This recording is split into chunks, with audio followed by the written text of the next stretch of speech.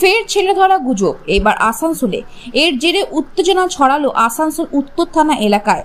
সূত্র থেকে জানা গিয়েছে, ছেলে ধরা গুজবের উত্তেজনা থামাতে পুলিশ ঘটনাস্থলে পৌঁছালে স্থানীয় বাসিন্দারা পুলিশকে লক্ষ্য করে চলে ব্যাপক ইট বৃষ্টি। ভাঙচুর করা হয় পুলিশের গাড়িও। এই ঘটনায় একজন সিভিক ভলেন্টিয়ার আহত হয়েছে বলে জানা গিয়েছে। তাকে আশঙ্কাজনক অবস্থায় আসানসোলে একটি বেসরকারি হাসপাতালে ভর্তি করা হয়েছে। পুলিশ সূত্রে খবর, শুক্রবার রাত 9টা নাগাদ আসানসোল উত্তর থানা ব্লু ফ্যাক্টরি সংলগ্ন ভানোরা খোলামুখ কয়লাখনি এলাকায় ছেলে ধরা সন্দেহে উত্তেজনা ছড়িয়ে পড়ে।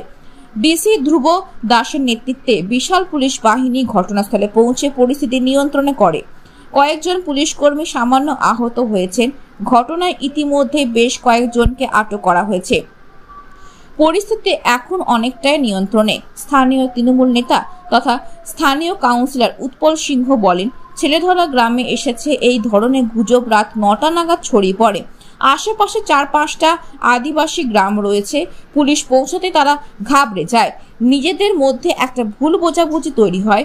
পুলিশ ঘটনাস্থলে পৌঁছালে বিক্ষোভ শুরু হয়।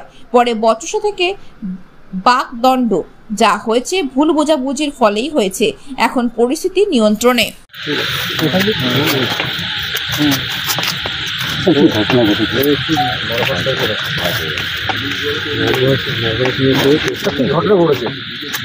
আজকে রাত 9টা নাগাদ আমাদের মোবাইল ভ্যান এবং পুলিশের আরও টিম যারা রেগুলার পেট্রোলিংয়ে ছিল, এখানে একটা অ্যাজিটেশন হয়। খবর পায় সঙ্গে সঙ্গে চলে আসে। তো আসা মাত্রই উইদাউট প্রভোকেশন পুলিশকে ওরা অ্যাটাক করে আর কি। তাতে আমাদের একজন সিভিক ভলেন্টিয়ারের একটু ইঞ্জুরি আছে, আরও কিছু মাইনর ইঞ্জুরি আছে। পুলিশের কয়েকটা গাড়ি হালকা ড্যামেজ হয়েছে। হ্যাঁ, আমরা ইয়ে করেছি, কিছু লোককে অলরেডি ডিটেন করেছি। কিছু ভিডিও ফুটেজও আছে আমাদের কাছে। ওগুলো দেখে কারা অ্যাকচুয়ালি করেছে সেটা আইডেন্টিফাই করার চেষ্টা করছি। ঝামেলা হলো সেটা জানা, একটা অ্যাজিটেশন ছিল, কি কেন হয়েছিল সেটা আমরা সব জানার চেষ্টা করছি। ছেলে ধরা টাইপের গুজব, তো পুলিশের কাছে খবর যায়। পুলিশ যথারীতি এখানে যেহেতু একটা অ্যাবান্ডান্ট মাইন্স আছে, পুলিশ খুব অ্যাক্টিভ থাকে। পুলিশ আসে এবং পুলিশ আসাতে আমাদের আদিবাসী সমাজ আছে এখানে, পরপর 4-5টা গ্রাম আছে।